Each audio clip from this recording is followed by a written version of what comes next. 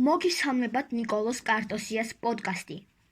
დღევანდელი თემაა, როგორ მოვიქცეთ ჭიქაქუხილის დროს. ჭიქაქუხილი და ელვა ბუნების ძლიერი მოვლენებია, რომლებმაც შეიძლება სერიოზული საფრთხე შექმნას. ამიტომ მნიშვნელოვანია იცოდეთ, როგორ დაიცვათ თავი და თქვენი ახლობლები. შენობა ყველაზე უსაფრთხო ადგილია ჭიქაქუხილის დროს. პირველი, დარჩით შენობაში. არ გახვიდეთ გარეთ, სანამ ჭიქაქუხილი არ გადაივლის. მეორე, მოარიდეთ ფანჯრებს და კარებს. ელვის დროს ფანჯრის მინები შეიძლება გაწყდეს, ამიტომ უმჯობესია მათგან შორს იყოთ. მესამე, უკაბელო ტელეფონი და მობილური უსაფრთხოა, მაგრამ მოერიდეთ სადენიანი ტელეფონის გამოყენებას, რადგან ელვას შეუძლია სადენში გაიაროს. მეოთხე, არ მიუახლოვდეთ წყალს. მოარიდეთ შხაპის ან აბაზანის მიღებას, ხელების დაბანას ან ჭურჭლის რეცხვას. წყალი შესანიშნავი გამტარია. მეხუთე, გამორთეთ ელექტრომოწყობილობა. გამორთეთ ტელევიზორი, კომპიუტერი და სხვა მოწყობილობები. თუ შესაძლებელია, გამორთეთ ისინი დენის წყაროდან. მეექვსე, მოარიდეთ ლითონის საგნებს. არ შეეხოთ ლითონის მილებს, ონკანებს ან სხვა ლითონის საგნებს. მანქანა საკმაოდ უსაფრთხო ადგილია, თუ სწორად მოიქცევით. პირველი, გააჩერეთ მანქანა. გააჩერეთ უსაფრთხო ადგილას. მოარიდეთ ხეებს, ბოძებს და სარეკლამო ბანერებს. მეორე, დარჩით მანქანაში. არ გადმოხვიდეთ. მანქანის ლითონის კორპუსი დაგიცავთ თქვენ. მესამე, დახურეთ ფანჯრები. აწიეთ ყველა ფანჯარა და დახურეთ მანქანის ლუქი.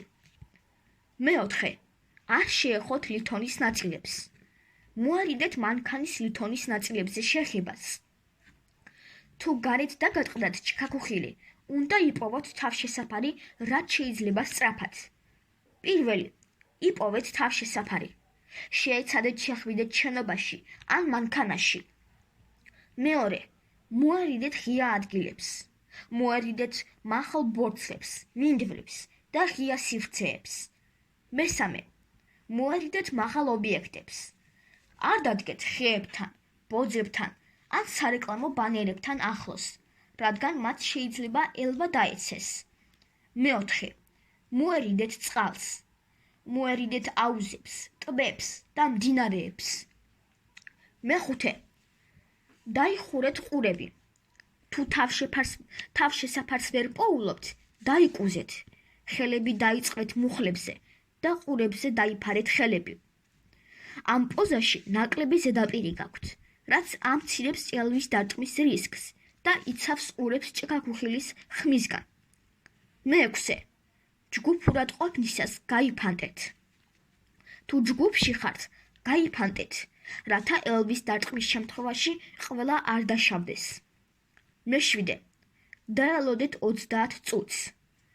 ჭიქაქუხილის ბოლო ხმის გაგებიდან 30 წუთის განმავლობაში არ გახვიდეთ თავშესაფრიდან, რადგან ელვის დარტყმის რისკი ჯერ კიდევ მაღალია.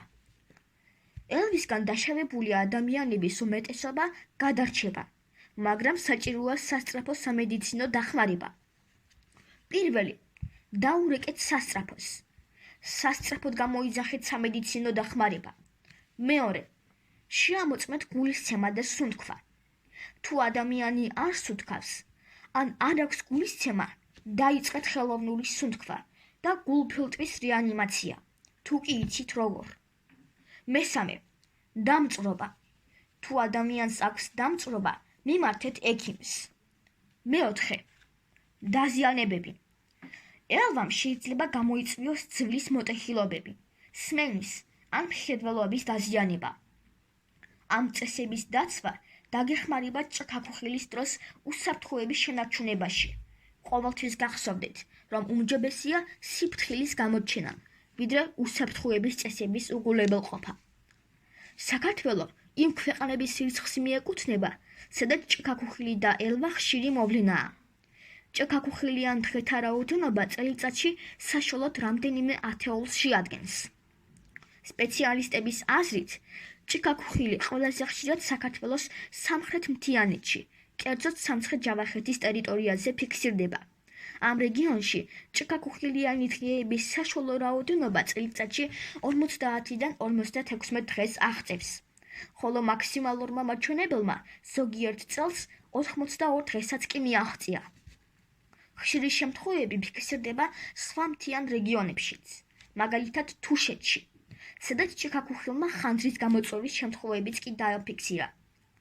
ზოგადად, მსგავსი მოვლენები ყველაზე ხშირად თბილ ზონებში გვხვდება, თუმცა ცივ მხარეშიც, მაგალითად ანტარქტიდაზე, ისეთივე იშვიათია, როგორც არქტიკაში.